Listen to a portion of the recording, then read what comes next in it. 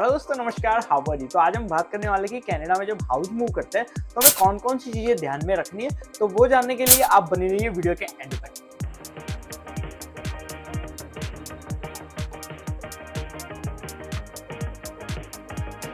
तो जब तक हम यहाँ पे अपना घर लेते नहीं है तब तक हम फकीर आदमी है। जहाँ पे भी मन कर गया 2 लगेज बैग उठाई और निकल पड़े।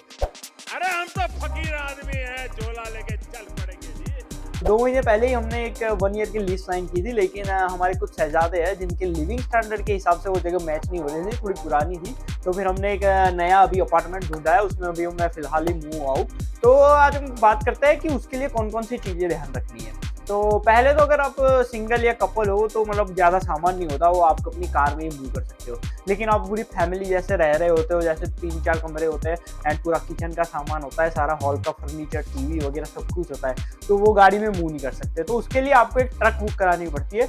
जो यहाँ पे काफ़ी ट्रक्स के लिए ऑप्शन है, लेकिन एक popular option and the best and simple way है जो ट्रक बुक करने का, वो है यूहॉल। यूहॉल ट्रक बुक कराने जाते हैं तो हमारे पास काफ़ी ऑप्शन होते हैं, जैसे 26 फुट का होता है, 20 फीट का होता है, 15 फीट का होता है। तो हर एक का ऑप्शन होता है। लेकिन 3 बेडरूम का अगर हाउस है या अपार्टमेंट है तो उसको बुक करने के लिए जो अप्रोक्सीमेटली जो सामान होता है उसके लिए 26 फीट का परफेक्ट रहता है।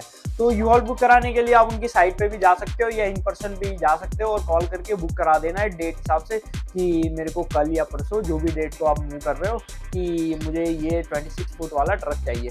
यूहॉल बुक कराते हुए हमें एक चीज़ ध्यान में रखनी है, जो है यूहॉल का इंश्योरेंस लेना, क्योंकि हमारा जो कार का इंश्योरेंस होता है वो ओनली कार को कवर करता है, लेकिन इंश्योरेंस कंपनी वाले कहते हैं कि ये रेंटल व्हीकल को भी कवर करता है, लेकिन वो रेंटल ओनली कार्स को कवर करता है। जैसे यूहॉल ट्रक है वो एक कॉमर्शियल व्हीकल है, मुझे इस बार ही पता लगा कि वो यूहॉल जैसे कॉमर्शियल व्हीकल को कवर नहीं करता, तो उसके लिए आपको अलग से ही लेना पड़ेगा। तो इस बार हमें 26 फीट का कराया था तो हमें $15 इंश्योरेंस पड़ा, तो which is not too bad. तो अब बात करते हैं मूविंग को ईजी बनाने के लिए हमें कौन कौन सी चीज़ें चाहिए। तो नंबर 1 पे है कार्डबोर्ड बॉक्सेस।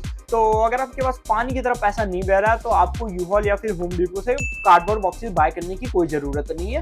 आप अपना फ्रेंड है जो टिम हॉर्टन्स या मैकडॉनल्ड में काम करते हैं उनसे जुगाड़ करवा के वो जो कप वगैरह के होते हैं कॉफ़ी के, वो उनके बॉक्सेस होते हैं, वो काफ़ी हेल्प हो जाता है मूविंग के लिए। तो आप उनसे जुगाड़ करके वो बॉक्सेस ले सकते हो और उसमें सारा सामान भर सकते हो। और नंबर 2 पे है बैग्स की। तो आप अपनी जो रिसाइकल बैग्स होती है या फिर गार्बेज बैग्स होती है उसका भी यूज़ कर सकते हो। जो सामान ऐसा है जो कपड़े वाला या ज़्यादा सूखने वाला सामान नहीं है, वो सारे का सारा बैग्स में डाला और नए घर में जाके शांति से आप ऑर्गेनाइज कर सकते हो उसे। एक और इम्पॉर्टेंट चीज़, अगर आप जहाँ से मूव हो रहे हो या फिर जहाँ पे मूव हो रहे हो वहाँ का ड्राइववे थोड़ा आपके घर से दूर है, तो आपको अगर बॉक्सेस कैरी करके ट्रक तक जाने या फिर ट्रक से नए घर तक जाने हैं तो उसके लिए यूहॉल वाले एक डॉली ऑफर करते हैं जिसपे आप सारे अपने बॉक्सेस या गार्बेज बैग्स रख के आप कैरी करके यूहॉल तक जा सकते हो। तो ये एक बहुत हेल्पफुल चीज़ है। मूविंग के टाइम एक और चीज़ ध्यान में रखनी है, जो घर हम खाली कर रहे हैं उसको क्लीन करके जाना है, वरना तो जो लैंडलॉर्ड या फिर जो बिल्डिंग मैनेजर है वो लोग ऐसे क्लीनिंग फीस लगा के $300-400 करके सिक्योरिटी डिपॉजिट वापस नहीं देते।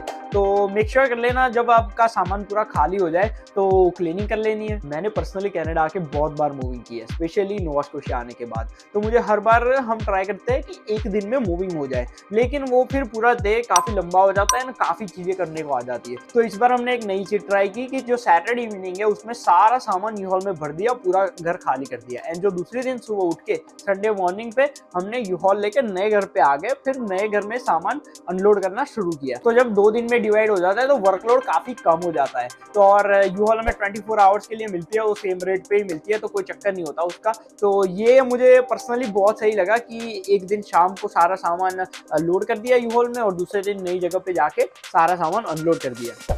एक और इम्पॉर्टेंट चीज़ है कि जो नए घर में आप मूव हो रहे हो वहाँ की इंस्पेक्शन करनी बहुत ज़रूरी है। अगर बिल्डिंग वेल मेंटेन है तो आपको वहाँ का जो बिल्डिंग मैनेजर है वही आपको इंस्पेक्शन कराएगा, लेकिन अगर बिल्डिंग ओके है थोड़ी, तो वहाँ पे कई बार ऐसा होता है कि वहाँ इंस्पेक्शन जैसी कोई चीज़ नहीं होती, या फिर कहीं कोई हाउस में जाते हो तो लैंडलॉर्ड के साथ आप इंस्पेक्शन नहीं करते। तो ये ज़रूरी है कि आप अपना खुद से भी इंस्पेक्शन कर लो पूरे हाउस या अपार्टमेंट का, और जो पॉइंट आउट कर लो जो चीज़ें थोड़ी टूटी हुई है या थोड़ी गंदी है, ताकि आपको रिटर्न जब आप अपार्टमेंट या हाउस खाली करते हो तो तो उस टाइम पे आप सिक्योरिटी डिपॉजिट जब वापस लेने का ट्राई करते हो तो उस टाइम आप उन्हें वो फोटोज या वो नोट्स आपकी दिखा सकते हो कि मैं जब मूव इन हुआ था तो ये चीजें ऑलरेडी ऐसी थी, ये चीजें ऐसी नहीं है जो मैंने डैमेज की है।